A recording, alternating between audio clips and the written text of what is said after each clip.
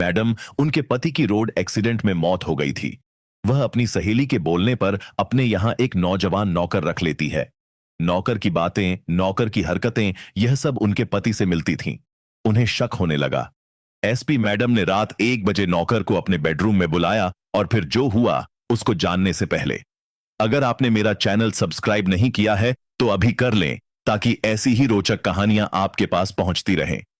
दोस्तों, शहर के किनारे बसा एक पुराना बंगला, जहां हवा में सन्नाटे का साइन और पुरानी लकड़ियों की हल्की सी खटपट गूंजती थी, वहां रहती थी एसपी ममता चौहान। 25 साल की ममता अपनी उम्र से कहीं ज्यादा गंभीर और तेज तर्रार थी। उनकी आंखों में एक आग थी न्याय की और चेहरे पर एक ऐसी खूबसूरती जो देखने वालों को ठहरने पर मजबूर कर देती थी। लेकिन उनकी जिंदगी की चमक 3 साल पहले उस वक्त फीकी पड़ गई थी, जब उनके पति राहुल चौहान एक पुलिस ऑपरेशन में शहीद हो गए थे। राहुल एक ईमानदार डीसीपी थे और उनकी मौत ने सभी को अंदर तक तोड़ दिया था। फिर भी उन्होंने अपने दर्द को अपनी ड्यूटी में डुबो दिया और जिले की सबसे युवा और कड़क एसपी बन गई। बंगले में ममता अकेली रहती थी। उनके माता पिता ने कई बार उन्हें शहर के किसी बड़े फ्लैट में शिफ्ट होने को कहा, लेकिन ममता को उस बंगले की हर दीवार में राहुल की यादें बसती थीं। हर सुबह वह अपने ऑफिस के लिए निकलती और देर रात थक कर लौटती, लेकिन उस बड़े खाली बंगले में सन्नाटा उन्हें खाए जाता था।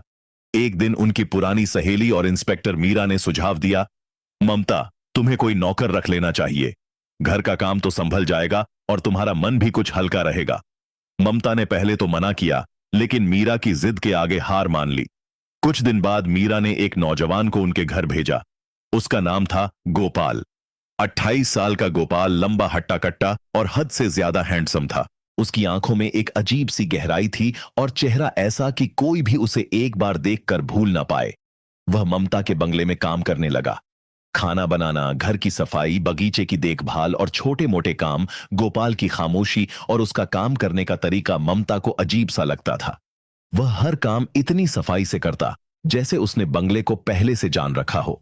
खासकर जब वह चाय बनाता तो उसमें वही मसाले और स्वाद होता जो राहुल की चाय में हुआ करता था। ममता को शुरू में यह सब महज इत्तेफाक लगा, लेकिन धीरे धीरे गोपाल की छोटी छोटी हरकतें उन्हें परेशान। जैसे वह हमेशा ममता की पसंदीदा किताबों को उसी तरह से शेल्फ पर रखता जैसे राहुल रखा करता था। एक बार जब ममता ने रात को अपनी डायरी में कुछ लिखा तो अगले दिन सुबह वह डायरी उसी पेज पर खुली मिली जैसे कोई उसे पढ़ गया हो। ममता का मन शक से भरने लगा। क्या गोपाल कोई साधारण नौकर था या इसके पीछे कोई बड़ा राज था? एक रात जब ममता डर से ऑफिस से लौटी, बारिश जोरों से बरस रही थी। बंगले का बिजली का कनेक्शन बारिश की वजह से कट गया था। ममता ने टॉर्च की रोशनी में घर में कदम रखा तो देखा कि गोपाल पहले से ही मोमबत्तियां जला रहा था। उसने ममता को देखकर धीमी आवाज में कहा, मैडम, आप भीग गई हैं, मैं चाय बना दूं। ममता ने उसकी आंखों में देखा, वही गहराई, वही चमक जो राहुल की आंखों में थी। उनका दिल जोर से धड़कने लगा। उन्होंने सख्त लहजे में कहा, गोपाल, तुम मुझे कुछ बताना चाहते हो, है ना?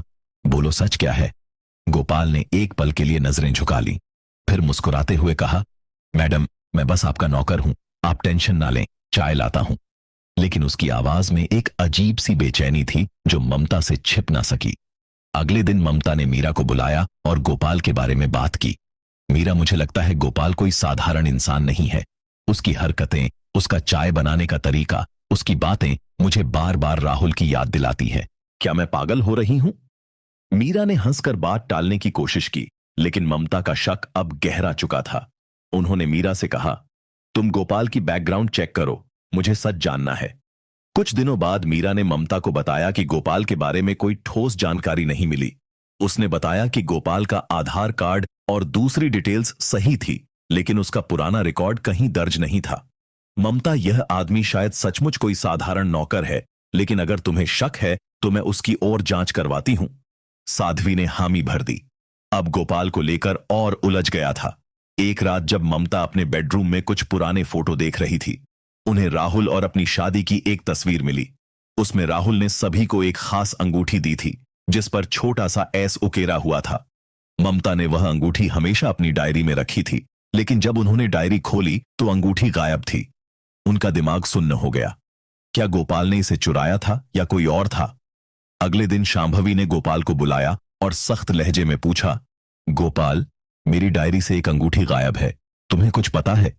गोपाल ने शांत स्वर में कहा, मैडम, मैंने कुछ नहीं लिया, लेकिन अगर आपकी कोई कीमती चीज गायब है तो मुझे बताइए, मैं ढूंढने में आपकी मदद करूंगा। उसकी आवाज में एक अजीब सी ईमानदारी थी, लेकिन ममता का शक कम नहीं हुआ। उसी रात ममता के फोन पर एक अनजान नंबर से मैसेज आया, ममता, तुम सवाल बहुत पूछ रही हो, गोपाल को छोड़ दो, वरना तुम्हारी कुर्सी और जिंदगी दोनों खतरे में पड़ जाएंगी। ममता का चेहरा पीला पड़ गया। यह धमकी थी और इसमें गोपाल का नाम था। क्या गोपाल सचमुच कोई खतरा था या कोई और था जो ममता को डराना चाहता था? ममता ने मीरा को फोन किया और मैसेज के बारे में बताया। मीरा ने तुरंत कहा, ममता, यह मामला गंभीर है, मैं एक टीम भेजती हूं और तुम गोपाल पर नजर रखो। लेकिन ममता का मन अब गोपाल को लेकर और उलझ गया था। उनकी आंखों के सामने राहुल का चेहरा बार बार आ रहा था। क्या गोपाल? क्या वह सचमुच राहुल हो सकता था या यह सिर्फ उनका वहम था? अगले दिन ममता ने गोपाल को बगीचे में काम करते देखा। उसने अपने बाएं हाथ में एक पुरानी सी अंगूठी पहनी थी जिस पर कुछ उकेरा हुआ था। ममता का दिल जोर से धड़कने लगा। क्या यह वही अंगूठी थी? उन्होंने गोपाल को बुलाया और पूछा, यह अंगूठी, यह तुम्हें कहां से मिली? गोपाल ने हल्का सा मुस्कुराया और कहा, मैडम, यह मेरी मां की थी, पुरानी याद है। लेकिन उसकी आंखों में एक अजीब सी चमक थी जो ममता को परेशान कर रही थी। ममता का मन अब पूरी तरह से गोपाल के रहस्य को सुलझाने में जुट गया था। वह जानना चाहती थी कि गोपाल सचमुच कौन था और क्या उसका राहुल की मौत से कोई कनेक्शन था। लेकिन वह यह भी जानती थी कि एक गलत कदम उनकी जान को खतरे में डाल सकता था। ममता का मन अब पूरी तरह से गोपाल के रहस्यों में उलझ चुका था। उस अंगूठी ने उनके शक को और गहरा कर दिया था। क्या यह वाकई गोपाल की मां की थी? यह वही अंगूठी थी जो राहुल ने उन्हें दी थी। ममता ने फैसला किया कि वह बिना कोई जल्दबाजी किए गोपाल पर नजर रखेंगी। उनकी पुलिस की ट्रेनिंग उन्हें बार बार सावधान रहने की हिदायत दे रही थी, लेकिन दिल का एक कोना गोपाल की आंखों में राहुल की छवि ढूंढ रहा था। अगले दिन सुबह ममता अपने ऑफिस में बैठी थी, जहां मीरा ने गोपाल की बैकग्राउंड चेक की एक प्रारंभिक रिपोर्ट दी। ममता, गोपाल का रिकॉर्ड साफ है, लेकिन कुछ अजीब है, उसका आधार कार्ड और दूसरी डिटेल्स 2 साल पहले की है। इससे पहले का कोई निशान नहीं। ऐसा लगता है जैसे वह अचानक से कहीं से प्रकट हुआ हो। ममता ने मीरा की बात सुनी, लेकिन उनकी नजर मेज पर रखी एक पुरानी फाइल पर टिक गई।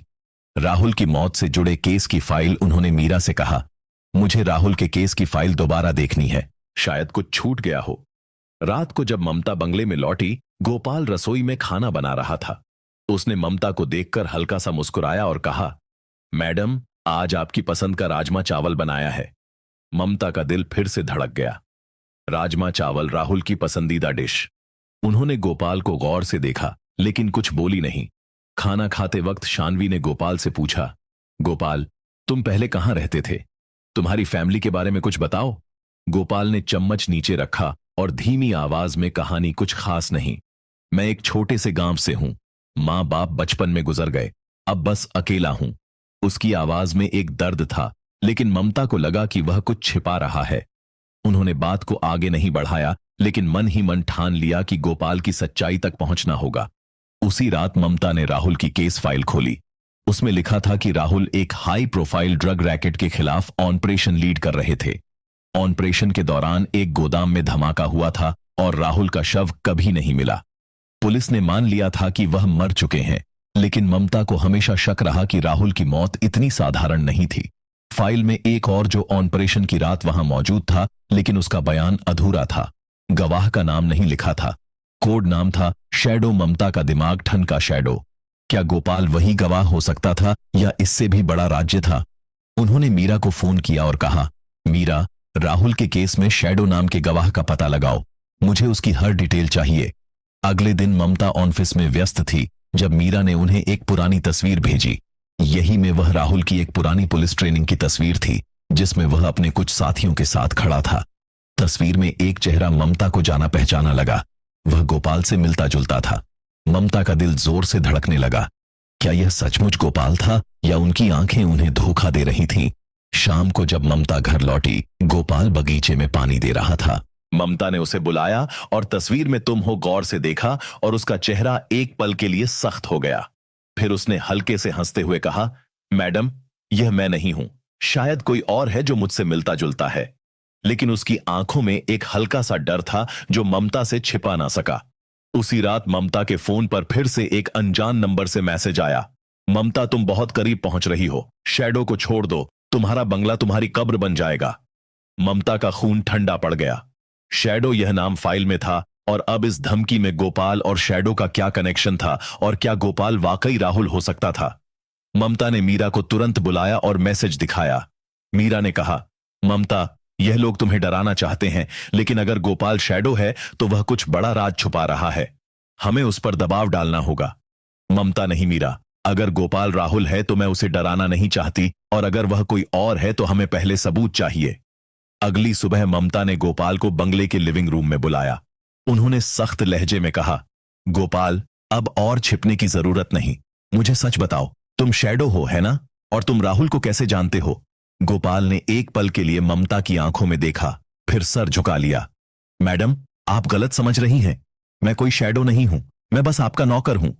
लेकिन उसकी आवाज में एक हल्की सी कांप थी। तभी बंगले का दरवाजा जोर से खटखटाया गया। ममता ने दरवाजा खोला तो सामने मीरा थी। उसके हाथ में एक फाइल। उसने ममता को फाइल थमाई और कहा, ममता, यह शैडो का रिकॉर्ड है और तुम्हें यह देखना होगा। ममता ने फाइल खोली और उसमें एक तस्वीर थी। गोपाल की ओर देखा, जो अब खामोश खड़ा था। उसकी आंखों में एक अजीब सी उदासी थी। ममता ने गहरी सांस ली और कहा, गोपाल, अब और झूठ नहीं, तुम कौन हो और राहुल के साथ क्या हुआ था? गोपाल ने एक लंबी सांस ली और कहा, मैडम, मैं आपको सब बताऊंगा, लेकिन पहले आपको मेरे साथ आना होगा। उसने बंगले के पीछे की ओर इशारा की, जहां एक पुराना स्टोर रूम था। ममता का अंदर और उत्सुकता से भर गया। क्या गोपाल वाकई राहुल था या यह कोई जाल था? ममता का दिल तेजी से धड़क रहा था। गोपाल की बातों में एक रहस्य था जो उसे डरा रहा था, लेकिन साथ ही राहुल की सच्चाई जानने की चाहत उसे रोक नहीं पा रही थी। उसने मीरा की ओर देखा, जो अभी भी फाइल लिख रही थी। मीरा ने सख्त लहजे में कहा, ममता, तुम अकेले मत जाओ, मैं तुम्हारे साथ चलूंगी। लेकिन ममता ने हल्के से सिर हिलाया और कहा, नहीं मीरा, मुझे गोपाल पर भरोसा करना होगा। अगर वह सचमुच शैडो है तो शायद वह मुझे राहुल की सच्चाई बता सकता है। तुम बाहर इंतजार करो, और अगर कुछ गलत हुआ तो मेरे सिग्नल का इंतजार करना। मीरा ने अनमने मन से सहमति दी, लेकिन उसने अपनी पिस्तौल गोपाल की ओर देखा, जिसके चेहरे पर अब कोई डर नहीं, बल्कि एक अजीब सी दृढ़ता थी। चलो, ममता ने कहा, और गोपाल के पीछे बंगले के पीछे वाले स्टोर रूम की ओर बढ़ी। स्टोर रूम की पुरानी लकड़ियों की दीवारें और टूटी फूटी खिड़कियां बरसों की उपेक्षा की कहानी कह रही थी। गोपाल ने एक पुराना ताला खोला और दरवाजा खींचा, जो चर्म में धूल और सड़ांध की गंध थी। गोपाल ने अपनी जेब से एक छोटा सा टॉर्च निकाला और अंदर की ओर इशारा किया। मैडम, यहां, उसने कहा, और एक पुराने लकड़ी के बक्से की ओर बढ़ा। ममता ने सावधानी से कदम बढ़ाए। उसकी एक हथेली उसकी सर्विस रिवॉल्वर पर थी। गोपाल ने बक्सा खोला और उसमें से कुछ पुराने कागज, एक पुराना लैपटॉप और एक छोटा सा लॉक ममता की ओर बढ़ाया और कहा, इसे खोलिए, इसमें आपकी सारी सच्चाई है। शांभवी ने हिचकिचाते हुए लॉकर लिया। उसका ताला पासवर्ड से बंद था। पासवर्ड क्या है? ममता ने पूछा।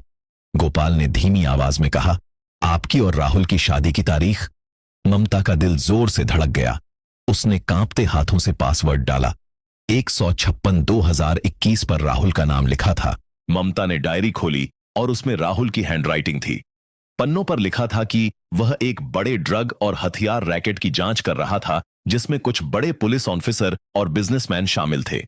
आखिरी पन्ने पर लिखा था, अगर मुझे कुछ हुआ तो शांभवी को बताना कि मैंने हमेशा उससे प्यार किया। शैडो मेरी सच्चाई को बचाएगा। ममता की आंखें नम हो गईं। उसने गोपाल की ओर देखा, जो अब चुपचाप खड़ा था। गोपाल, तुम शैडो हो, है ना? और तुम राहुल को जानते थे, लेकिन तुम मुझे यह सब पहले क्यों नहीं बताया? उसकी आवाज में गुस्सा और डर दोनों थे।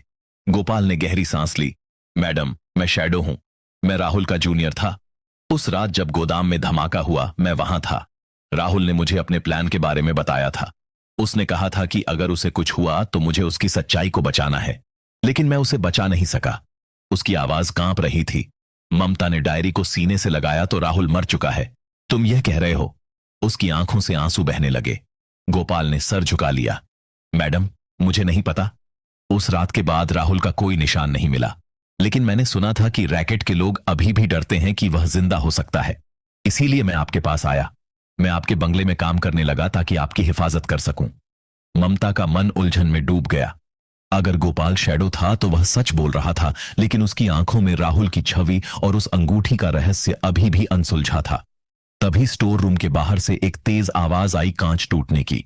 ममता और गोपाल ने अपनी रिवॉल्वर निकाली और गोपाल को पीछे हटने का इशारा किया। बाहर मीरा की आवाज गूंजी, ममता बाहर निकलो, कोई है यहां। ममता और गोपाल तेजी से स्टोर रूम से बाहर निकले। बंगले के बगीचे में एक काला हुड पहने एक शख्स खड़ा था, जिसके हाथ में एक चाकू चमक रहा था।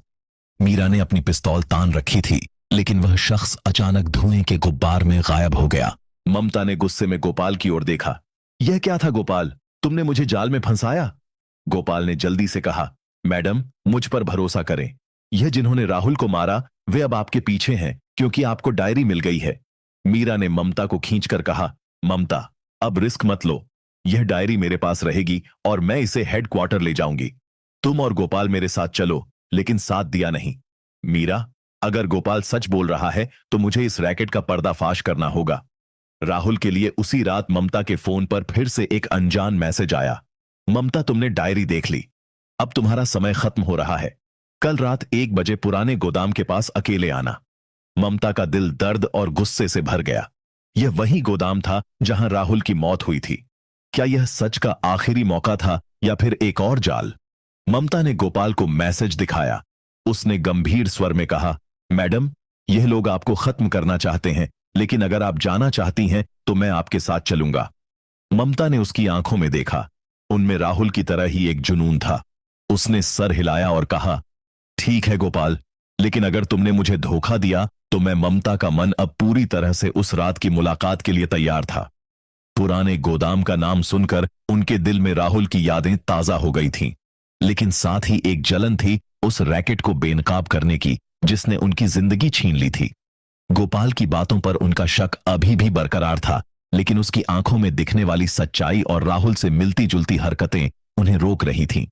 ममता ने मीरा को मैसेज के बारे में बताया और सख्त हिदायत दी, मीरा तुम और तुम्हारी टीम गोदाम के आसपास छिपकर नजर रखना, लेकिन जब तक मैं सिग्नल ना दूं कोई कदम नहीं उठाना। रात के 12:45 पर ममता और गोपाल पुराने गोदाम की ओर निकले। बारिश की हल्की बूंदें उनके चेहरों पर पड़ रही थी और गोदाम का साय साय करता सन्नाटा। उनके तथा ममता ने अपनी सर्विस रिवॉल्वर कमर में खोजी थी और गोपाल के पास एक छोटा सा चाकू था। गोदाम के टूटे फूटे गेट के पास पहुंचते ही ममता ने गोपाल को धीमी आवाज में कहा, अगर यह जाल है गोपाल तो तुम्हें इसका हिसाब देना होगा। गोपाल ने गंभीर नजरों से ममता को देखा और कहा, मैडम मैं आपके साथ हूं, चाहे जो हो मैं आपको कुछ नहीं होने दूंगा। उसकी आवाज में एक अजीब सी गर्मी थी जो ममता को राहुल की याद दिला रही थी। गोदाम के अंदर अंधेरा था, सिर्फ एक कोने में टिमटिमाती लालटेन की रोशनी दिख रही थी। ममता और गोपाल धीरे धीरे उस ओर बढ़े। तभी एक ठंडी भारी आवाज गूंजी, ममता चौहान तुम बहुत जिद्दी हो। साए में से एक लंबा शख्स निकला जिसके चेहरे पर काला मास्क था। उसके पीछे 2 और लोग थे, दोनों के हाथों में बंदूकें। ममता ने अपनी रिवॉल्वर निकाली और सख्त लहजे में कहा, तुम कौन हो और राहुल के साथ क्या हुआ था? मास्क वाले ने हंसते हुए कहा, राहुल वह एक गलती थी जो हमारे रास्ते में आया और अब तुम वही गलती कर रही हो। उसने अपनी जेब से एक छोटा सा डिवाइस निकाला और कहा, इसमें वह सारा डेटा है जो राहुल ने चुराया था, ड्रग्स, हथियार और हमारे सारे ऑपरेशन। लेकिन अब यह डाटा हमारे पास है और तुम अब बस एक कहानी बनकर रह जाओगी। ममता का खून खौल उठा। उसने गोपाल की ओर देखा जो चुपचाप मास्क वाले को घूर रहा था। तभी गोपाल ने अचानक चाकू फेंका जो मास्क वाले के हाथ में जा लगा। डिवाइस जमीन पर गिर गया। मास्क वाला चीखा और उसके दोनों साथी ममता की ओर बढ़े, लेकिन इससे पहले कि वे कुछ कर पाते ने गोदाम पर छापा मार दिया। गोलियां चली और कुछ ही मिनटों में मास्क वाले के दोनों साथी जमीन पर थे। मास्क वाला भागने की कोशिश कर रहा था, लेकिन गोपाल ने उसे दबोच लिया।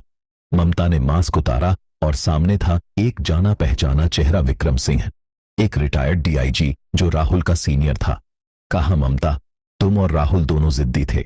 मैं उसे चेतावनी दी थी। अली ने उसे चेतावनी दी, लेकिन उसने जमीन पर पड़ा डिवाइस उठाने की कोशिश की, लेकिन ममता ने उसे लात मारकर दूर कर दिया। तभी गोपाल ने सभी की ओर देखा और कहा, मैडम अब समय आ गया है। उसने अपनी जेब से एक छोटा सा पेंडेंट निकाला जिसे ममता ने तुरंत पहचान लिया। ये वही पेंडेंट था जो उसने राहुल को उनकी पहली सालगिरह पर दिया था। ममता की आंखें चौड़ी हो गईं। गोपाल, तुम राहुल हो? गोपाल यानी राहुल ने सर हिलाया। हां सभी, मैं राहुल हूं। उसे रात में गोदाम में बच गया था, लेकिन मुझे पता था कि अगर मैं सामने आया तो वे तुम्हें निशाना बनाएंगे। मैंने अपनी मौत का नाटक रचा और शैडो बनकर इस रैकेट को ट्रैक करने लगा। गोपाल बनकर मैं तुम्हारे पास आया ताकि तुम्हें बचा सुकून। ममता की आंखों से आंसू बहने लगे। उसने राहुल को गले लगाया। उसका शरीर कांप रहा था। तुमने मुझे अकेला क्यों छोड़ा? मैंने हर दिन तुम्हें मरते हुए देखा। राहुल ने उसकी आंखों में देखा और कहा, मैं तुम्हें खोना नहीं चाहता था ममता, लेकिन अब हम साथ हैं। मीरा और उसकी टीम ने विक्रम को हथकड़ी पहनाई। डिवाइस में मौजूद डाटा ने पूरे रैकेट का पर्दाफाश कर दिया। विक्रम के साथ कई बड़े बिजनेसमैन और पुलिस ऑफिसर गिरफ्तार हुए। सवी और राहुल ने मिलकर उस डाटा को पब्लिक किया, जिससे रैकेट पूरी तरह ध्वस्त हो गया। कुछ महीनों बाद ममता और राहुल फिर से उस पुराने बंगले में साथ थे। ममता ने अपनी एसपी की कुर्सी छोड़ दी थी और अब वह और राहुल एक एनजीओ चलाते थे जो भ्रष्टाचार और अपराध के खिलाफ जागरूकता फैलाना था। एक सुबह बंगले के बगीचे में बैठे हुए ममता ने राहुल को एक कप चाय थमाई और हंसते हुए कहा, तुम्हारी चाय अब भी मेरे दिल को छूती है।